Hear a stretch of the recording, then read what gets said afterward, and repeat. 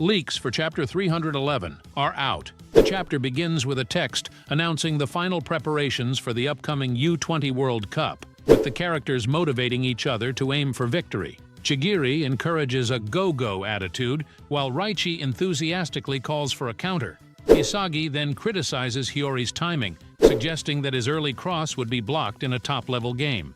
Hiyori defends himself, claiming his limitations and inability to complete everything all at once.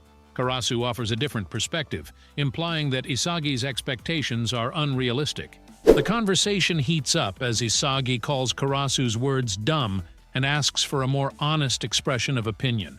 Karasu explains that he isn't trying to be harsh, but simply sharing his honest opinion.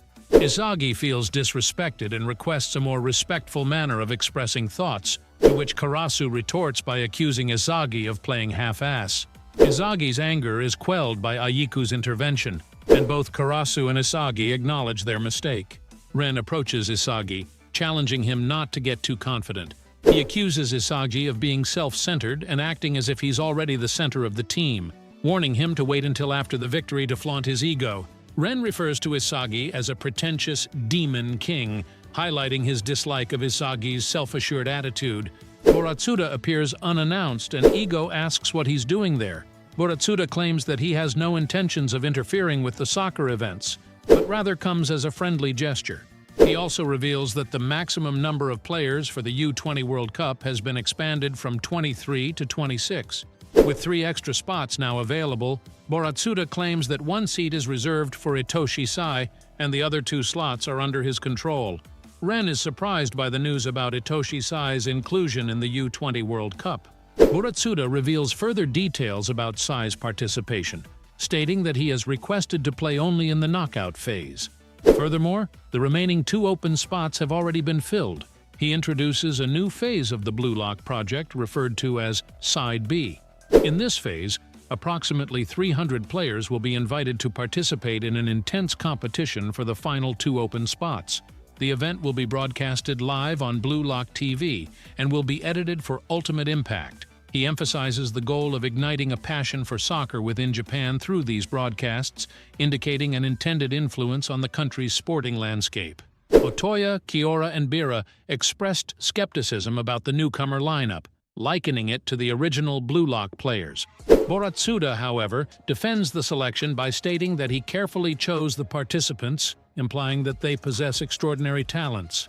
As the list of participants is presented, Isagi's gaze falls on the name Kira, prompting a surprised reaction from him. Buratsuda emphasizes the ambitious plan to transform the final stage into a global media spectacle, with the final match being broadcasted as a major news event. He highlights the stakes, even stating that the players would risk their lives to make it to Blue Lock. He concludes by wishing them luck and urging them to create a scene that generates massive profits. Isagi seeks clarification from Ego regarding the fate of Blue Lock and the proposed streaming of the finals. Ego clarifies that the chairman's primary concern is gambling and that he is leveraging this to strengthen the Blue Lock players. Isagi raises concerns about Kira's potential re-entry into the national team if Kira returns, questioning how this might affect the existing rule. Ego reassures Isagi that the decision to use any Blue Lock player lies solely with him and he won't use Kira. Isagi then asks if Buratsuda's selection is indeed an integral part of the Blue Lock system. Ego confirms this and emphasizes the unpredictable nature of such selections, stating that if a troublemaker enters, the Blue Lock players won't have the authority to decide their fate.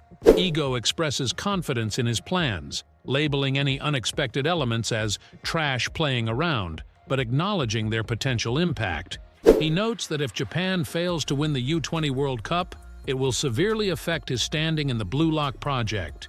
Ego reaffirms his commitment to his philosophy of creating the world's greatest striker, declaring his willingness to risk everything to ensure Japan's victory in the U20 World Cup.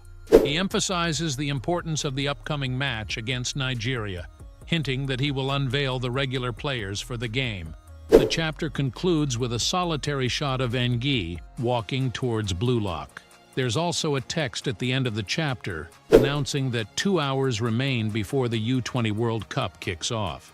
The concluding statement says, What will this mysterious silence lead to? That's it for the current spoiler summary.